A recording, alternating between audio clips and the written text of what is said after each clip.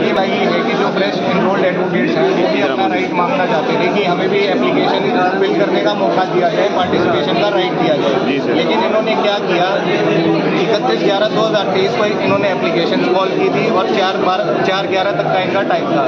लेकिन जो ज़मीन की म्यूटेशन हुई है, जो ज़मीन नाम इनकी हुई थी वो हुई थी 19/12 को। उससे पहले इन्होंने एप्लीकेशन ले ली। उसके बाद जो एप्लीकेंट नहीं बन पाए थे उन लोगों ने क्या किया कि 2-3 रिक्वेजिशन प्रधान जी को दी। उसमें मेंशन किया कि हमें एक जनरल हाउस की मीटिंग बुलाई जाए और उसमें ये मुद्दा डिस्कस किया जाए। मैं आपको बता दूं, जनरल हाउस की मीटिंग में ये होता है कि जब प्रधान जी एक मीटिंग बुलाते हैं और उसमें बाहर के जितने भी सदस्य होते हैं, चाहे वो सीनियर हो जूनियर हो, वो सारे आके अपना फैसला रखते हैं और वो माननीय होता है। तो प्रधान जी ने वो मीटिंग नहीं बुलाई, झूठे आश्वासन दिए कि हम मीटिंग बुलाएंगे और मीटिंग ना बुलाई। और कल रात को ऑड आवर्स में मैसेज करके लकी ड्रॉ निकाल दिया ताकि क्या हो, 1800 लोग जिन्होंने एप्लीकेशन फिल की है वो आए और जो न्यू फ्रेश बच्चे हैं वो आए और उनके बीच में कॉन्फ्लिक्ट हो।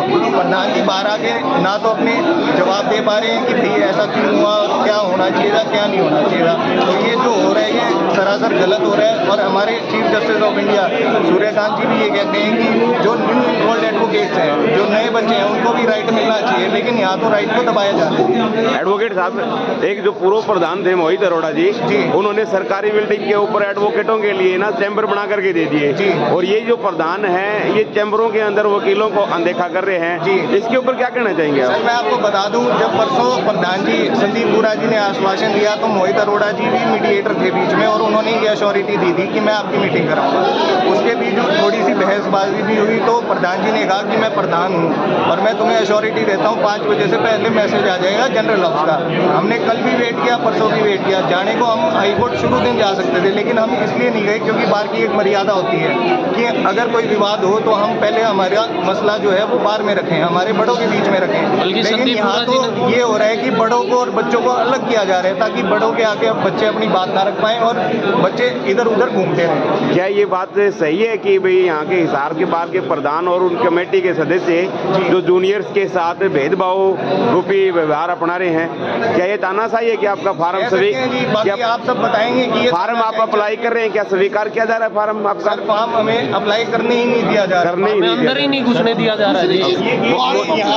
ना करना एक अलग बात है, लेकिन अगर किसी चीज़ में आपको इंक्लूड ही नहीं करेंगे तो आप कैसे होगा? जनरल हाउस की मीटिंग होती है, 25 से ज़्यादा वकील साथी अगर किसी चीज़ के लिए जाते हैं और बोलते हैं कि हमें इस चीज़ से हम डिसएग्री कर रहे हैं तो जनरल हाउस की कॉल होती है। यहाँ पे 236 वकील साथियों ने साइन करके दिया था, लेकिन कोई जनरल हाउस नहीं। फ्राइडे को उन्होंने कहा था मैं तुम्हारा प्रेसिडेंट हूँ, मैं हिसार बार का प्रेसिडेंट हूँ, तुम्हें आश्वासन देता हूँ कि शाम को 5 बजने से पहले तुम्हारे ग्रुप में मैसेज आ जाएगा कि जनरल हाउस की मीटिंग होगी।